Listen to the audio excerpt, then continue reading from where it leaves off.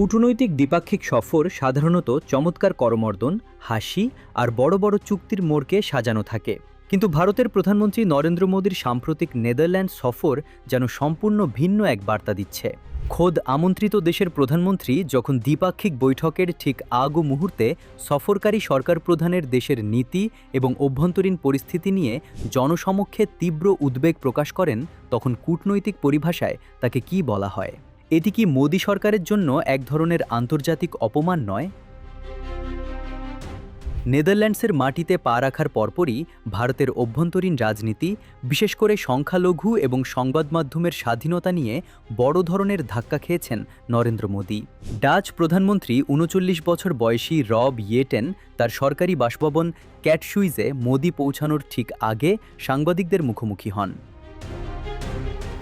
নেদারল্যান্ডসের প্রভাবশালী সংবাদ মাধ্যমগুলোর দাবি অনুযায়ী ডাচ প্রধানমন্ত্রী স্পষ্ট ভাষায় বলেছেন, মোদির হিন্দুত্ববাদী বিজেপি সরকারের আমলে ভারতে ঘটে যাওয়া ঘটনা নিয়ে নেদারল্যান্ডস এবং সামগ্রিকভাবে ইউরোপীয় ইউনিয়নের সদস্য দেশগুলোর মধ্যে গভীর উদ্বেগ রয়েছে।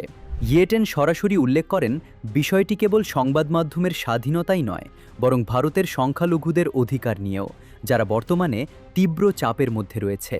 তিনি বিশেষভাবে ভারতের মুসলিম সম্প্রদায়ের কথা উল্লেখ করে বলেন, ভারত কতটুকু অন্তর্ভুক্তিমূলক সমাজ হিসেবে টিকে থাকে সেটাই এখন বড় প্রশ্ন।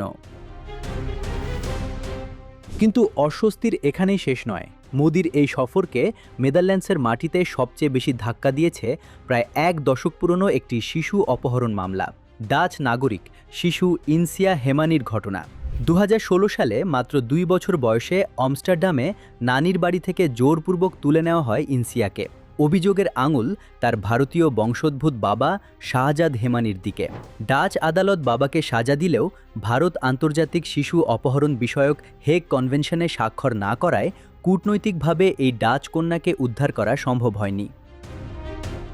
মোদি যখন রাজপ্রাসাদে ডাচ রাজদম্পতির সাথে দেখা করতে যান, তখন রাজপ্রাসাদের বাইরে বিক্ষোভকারীরা ইনসিয়াকে ফেরত দেওয়ার দাবিতে স্লোগান দিচ্ছিলেন। খোদ ডাচ রানী ম্যাক্সিমা নিজে এসে ইনসিয়ার মায়ের সাথে কথা বলেন। একটি দেশের প্রধানমন্ত্রীর সফরের সময় এভাবে রাস্তায় বিক্ষোভ এবং রাজপরিবারের তাতে সহমর্মিতা প্রকাশ মোদি সরকারের কূটনৈতিক ব্যর্থতাকেই ফুটিয়ে তোলে। যথারীতি এই আন্তর্জাতিক অস্বস্তি ঢাকতে তৎপর হয়ে ওঠে ভারতীয় পক্ষ।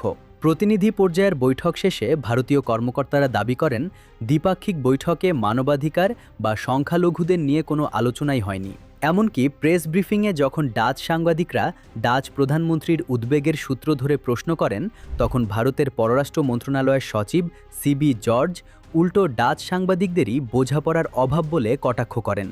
ডাচ প্রধানমন্ত্রী যেখানে প্রকাশ্যে মিডিয়াকে বললেন যে তিনি ভারতের মানবাধিকার নিয়ে উদ্বিগ্ন, সেখানে ভারতীয় কর্মকর্তাদের এমন অস্বীকার কি কেবলই মুখ রক্ষার চেষ্টা নয়? যদিও এই সফরে টাটা ইলেকট্রনিক্স এবং ডাচ কোম্পানি ASML এর মধ্যে বড় ধরনের সেমিকন্ডাক্টর চুক্তি হয়েছে, সম্পর্ককে কৌশলগত অংশীদারিত্বে রূপ দেওয়া হয়েছে। কিন্তু দিন শেষে নরেন্দ্র মোদীর এই নেদারল্যান্ডস সফরটি ডাচ প্রধানমন্ত্রীর মানবাধিকার বিষয়ক চপেটাঘাত এবং ইনসিয়া মামলার বিক্ষোভের কারণেই আন্তর্জাতিক মহলে বেশি চর্চিত হচ্ছে।